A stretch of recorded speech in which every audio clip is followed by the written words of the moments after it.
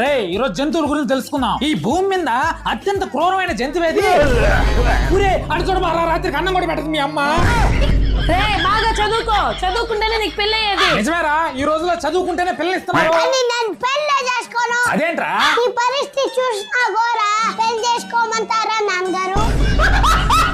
పిల్లకాయల ముందు కొట్టబాక 100 సార్లు చెప్పేది దీనికి. అత్త పని ఎక్కువగా ఉంది, వీడిని కాస్త చూసుకుంటారా? నాకేం పని లేదా, నీ కొడుకు నువ్వే చూసుకో. ఏమ్మా నా కొడుకు సరిగ్గా అన్నం కూడా పెట్టలేదంట, ఏం పరుచుకోవా? నాకేం పని లేదా, నీ కొడుకు నువ్వే చూసుకో.